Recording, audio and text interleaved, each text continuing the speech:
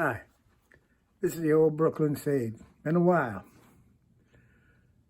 Today I'm going to talk to you, give you a video where I don't wear a hat, usually wear a hat. The reason I didn't wear a hat is the reason for this video. As you can see, I've got a haircut. Nice short haircut. I also have a bandage on my head that was as a result of police throwing me into their car. And that's part of my story. You see, I had a little party, a little gathering at my house a few days ago. And one of my relatives asked me would I like to have a haircut. And I said, oh, sure, it's been so long. So she sat me in a chair, had a mask on and all that stuff. And she gave me a haircut. Beautiful, pretty good haircut too, I'd say. Very nice haircut. I like it a lot.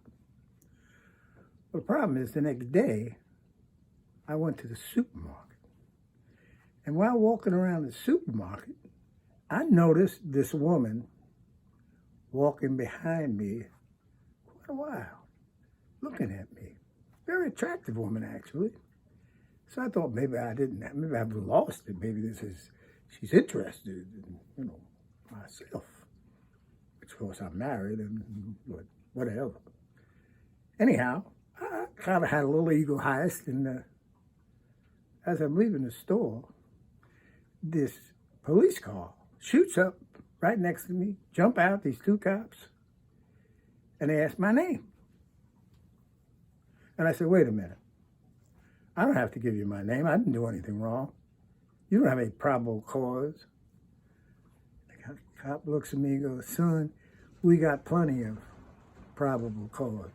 This is Mrs. Jones that was in the supermarket.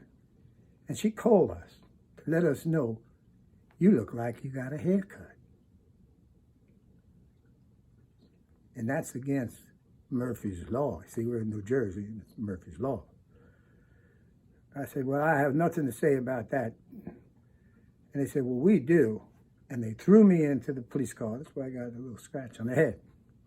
And they drove me down to the precinct. And when I got there, they put me in a lineup. And they put me in a lineup with three hippies with long hair down to their shoulders. And then they bring in Mrs. Jones. And Mrs. Jones points me out. And she leaves, and the cops call me aside, and they said, she picked you out. You're under arrest. I said, I'm under arrest. She said, you're under arrest, and you'll be spending the night here. And there's no bail either. So I said, well, I've got to get it. Well, you can get yourself a lawyer. They said, go ahead, but you're staying here. You're being arrested. So I had to call Suzanne. I had to call home and tell her I'd been arrested. She didn't appear very shocked about that. Anyhow, she said, but what? I said, they're suspecting me of a haircut.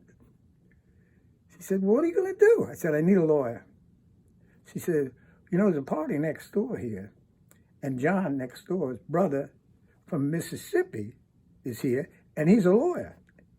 And I know he handled a case in New York, so he's licensed in New York.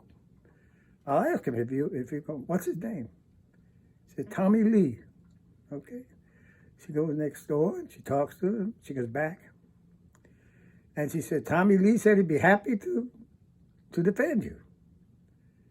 His card said, Tommy Lee set him free. So we'll see. I think he's probably pretty good. Well, anyhow, I spend the night in jail with my haircut. And so the next day, they drive me down to the courthouse. And they already have a jury impaneled. And I'm brought into the court. The judge is sitting up there in his high perch. And in comes Tommy Lee. Set him free.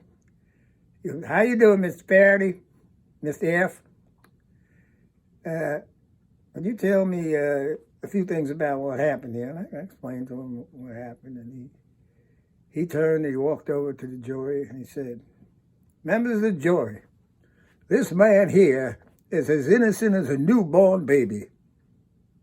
Let me tell you the story. Mr. F, when he was, before this virus, he was bald. He used to shave his head. Some people like to be bald. And since he's been quarantined, he hasn't been able to go out and get any razors. And so his hair's growing out. So what Mrs. Jones saw that day was not a haircut. It was a man whose hair was growing out. My client here is so honest and so good, and certainly not guilty of this alleged violation of Murphy's Law. A judge looks down, a jury is looking, and the judge looks down and says, okay, defense, present your first witness. So Tommy Lee comes up and says, Your Honor, I only have but one witness, and that's Mrs. Jones. I'd like to bring her to the stand. So Mrs. Jones comes up to the stand, and Tommy Lee looks at her and says, Mrs. Jones, you're a very attractive woman. You're welcome. You're very well dressed and well coiffed and all that. Very, very attractive. Thank you, she said. He said, Mrs. Jones, let me ask you a question. And he holds up this picture. He says, this is a picture taken of you the day that you accused my client of having a haircut. Is this your picture? She says, yes. Ms. Brown, can you tell Mrs. Jones, can you tell me what color your hair is in this picture? Brown. That's right, Mrs. Jones, it's brown. And members of the jury, I'd like you to look at Mrs. Jones. What color is her hair right now? It is blonde. Mrs. Jones, have you been to a beauty parlor? Mrs. Jones, please answer the question.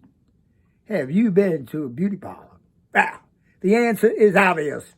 Yes, you have. You violated the law, Murphy's Law.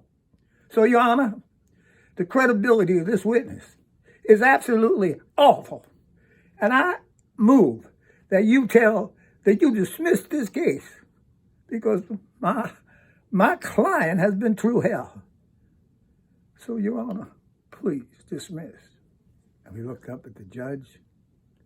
Judge looked down. He said, case dismissed.